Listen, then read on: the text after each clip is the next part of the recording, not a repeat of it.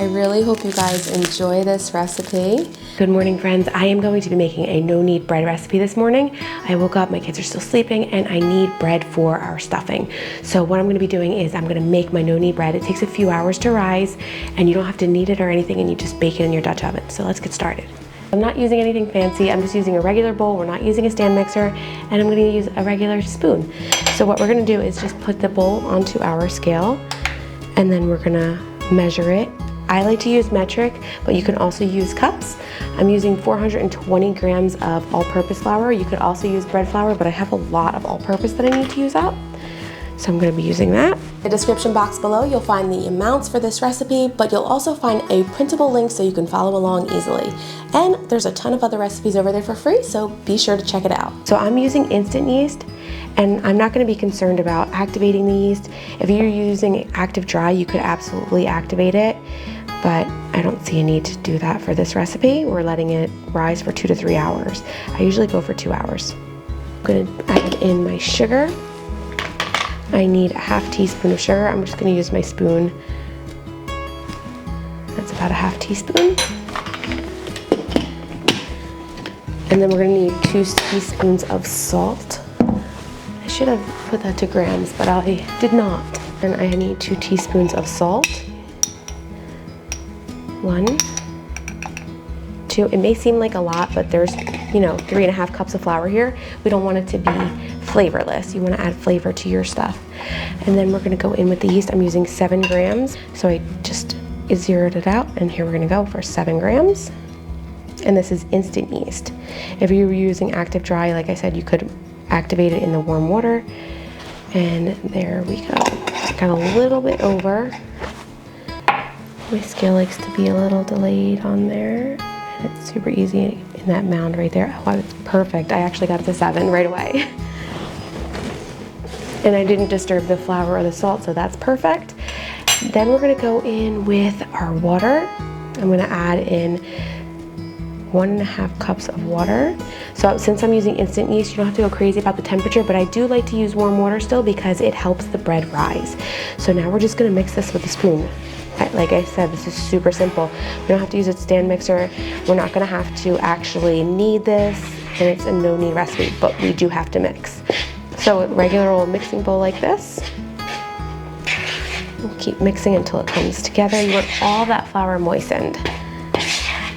And it might look like a little bit shaggy, that's totally fine. Once it absorbs that moisture, it's gonna be perfect. Okay, I think we have just a little bit more dry flour on the walls here. I wanna get it all. Okay, so it's all mixed. I got all the flour absorbed, and it's gonna look a little shaggy like this. This is totally fine. Don't be worried, don't be concerned. This is exactly what we want it to look like. It's sticky, it's wet, so all of that is gonna be nice and incorporated, and it's gonna be a perfect dough. It won't be so shaggy when it's nice and risen. Okay, so I took a cloth and made it a little damp in my sink with some warm water. You could also use some saran wrap if you don't have a cloth. Even paper towel will work in a pinch. I just like to use the cloth. I feel like it's just easier and better than using a lot of plastic. And I don't use plastic. I reserve it for like if I was doing like an egg wash where I didn't want egg on my towel and I really didn't want the towel to stick to the dough. This should be totally fine. If you're concerned, you can tuck it under the bowl like this so it doesn't touch, like that. And then it's nice and taut on the top. So I'm gonna let this rest and rise for 2 hours. You can go up to 3. And then once we come back, we're gonna shape it a little bit and bake it in the oven. Our dough looks great. I had it sitting for about 3-ish hours. I went shopping with my kiddos, made them breakfast, and now it's time to shape it up. We're not kneading it or anything. And then I have my oven at 450 degrees for about a ½ hour now. It's preheating with my Dutch oven inside. So let's get this bread shaped and ready for the Dutch oven. And now I'm gonna add a little bit of flour to my work area. It's prepped and cleaned, and I just wanna have a little bit of flour here, just in case it sticks. I will add a little bit to the top of my dough as well. Not a ton, I just like to have it on there. So when I take it out, as you can see, I put a little bit, just a little bit on there, just a little bit to kind of help it out. And here we go, we're gonna put it right onto our work area. I'm gonna use floured fingers. I'm gonna get some flour on my clean hands.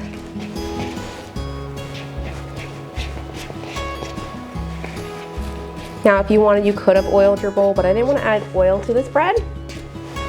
And as you can see, it's nice and airy. I'm just gonna fold it into itself a few times just to kind of get it into that nice bowl shape. Here we go. I just want it to be nice and round. I don't want it too dry, and I also don't want it too wet. We're not kneading at all. I'm just literally shaping. So you can actually shape it just like you would with a sourdough loaf. You use scissors or a serrated knife. I'm just gonna go over here and make one right there. Now we're gonna bake it for 30 minutes, and then once that 30 minutes is up, I'm gonna take the lid off, put it onto the stove, set it aside. It's gonna be really hot. And then we're gonna bake it for another 15 to 20 minutes uncovered. That's gonna get that brown crust. So if you like it a little bit lighter on the brown side, you're gonna go for 15 minutes. If you like it like that dark brown crust with that, you know, really deep flavor, you're gonna go for 20 minutes. I prefer 15 minutes, my husband prefers 20. I make a lot of bread around here. My no knead bread recipe is supposed to be super simple for you guys to follow. We used our shape method with this one and then drop and bake with this. So what I mean by that is we shaped this one, cut it with shears on top, and then this one I just literally plopped right onto the parchment paper and baked. Both were in the preheated Dutch oven that was preheated for about 35 minutes to an hour, and that was in that 450-degree oven. We baked them for 30 minutes. This one I baked for 15 minutes with the lid off. This one was 20 minutes with the lid off. My husband likes it a little darker, so that's why. Now, if you want it even darker, you can go to 20-25 minutes.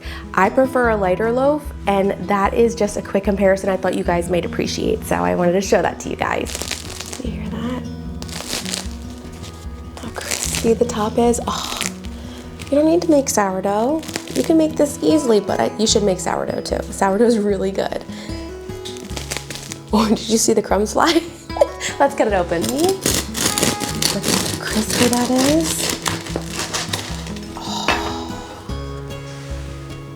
Can you see that? Sorry, the sun is shining over there, but can you see how beautiful that looks? It's pillowy soft. Look at that. Oh, and we have like this nice ear over here. Fresh bread. Do you see how perfect this bread is? It is so perfect.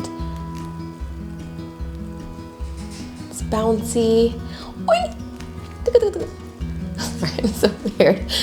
And this is perfect with a pat of butter. I really hope you guys enjoy my rustic, no knead bread recipe. It is super simple to make. You can make it in the bowl like we did. You could also do a nice long baguette style. I have a French bread recipe if you want something softer, but this is a really quick and easy recipe. You could even ferment it in the fridge a little bit longer for like 12 to 24 hours, or on the countertop for 5 to 6 hours, or as little as 2 hours because we use the instant yeast.